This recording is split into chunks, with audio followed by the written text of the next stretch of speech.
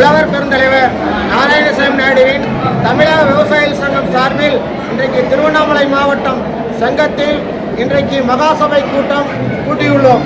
இந்த மகாசபை கூட்டத்தின் முக்கிய முடிவு என்னவென்றால், இன்றைக்கு பொறுத்தளவிற்கு தமிழ்நாடு அரசை பொறுத்தளவிற்கு கடந்த 2021 சட்டமன்ற தேர்தலில் விவசாயிகளுக்கு கொடுத்த தேர்தல் வாக்குறுதியை இதுவரையிலும் நிறைவேற்றப்படவில்லை.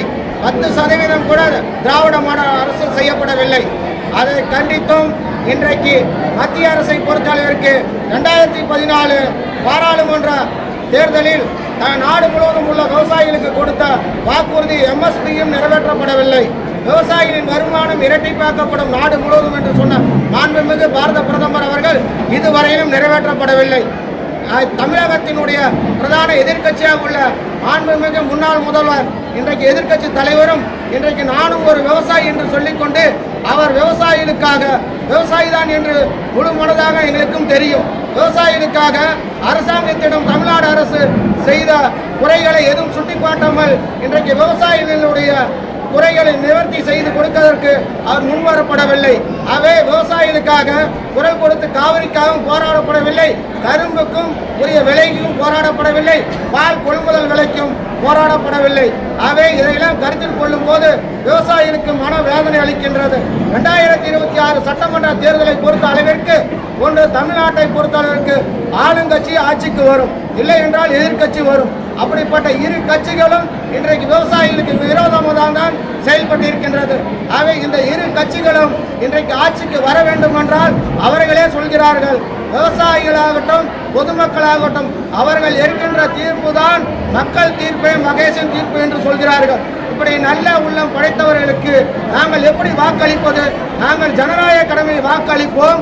2026 சட்டமன்ற தேர்தலில் தமிழ்நாட்டில் ஆளுங்கட்சி ஆகட்டும் எதிர்கட்சி ஆகட்டும் அதனுடைய பிரதான கட்சிகள் கூட்டணி கட்சிகளுக்கெல்லாம் நாங்கள் உடனடியாக தேர்தலில் வாக்களித்தாலும் கூட அவர்கள் ஆட்சி கட்டிலில் அமர வைக்காமல் எங்களுக்கு தொங்கல் சட்டமன்றத்தை உருவாக்கி கொடுப்போம்.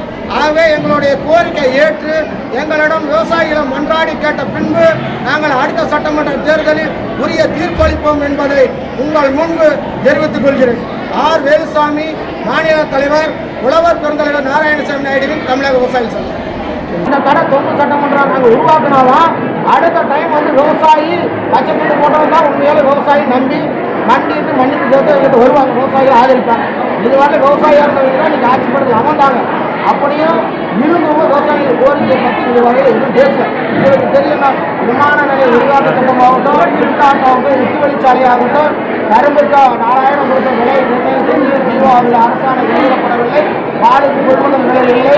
இதெல்லாம் நீங்கள் விலை ஒருங்கிணைப்பு சட்டம் அந்த விவசாயிக்கு எதிராக வந்த சட்டம். இதுக்கெல்லாம் எந்த அரசியல் கட்சி தலைவரும் எதிர்கட்சி தலைவரும் பிரதான மற்ற கட்சி தலைவர்களும் யாரும் குரல் கொடுத்து போராடப்படவில்லை.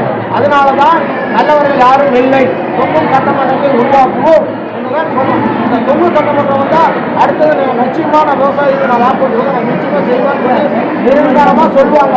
அதுக்கு பிறகுதான் நாங்கள் ஒரு தீர்க்கமான முடிவெடுப்போம்.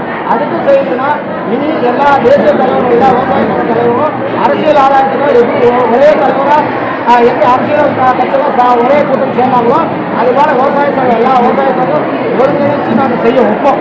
அதே எங்களோட நிலைப்பாடு.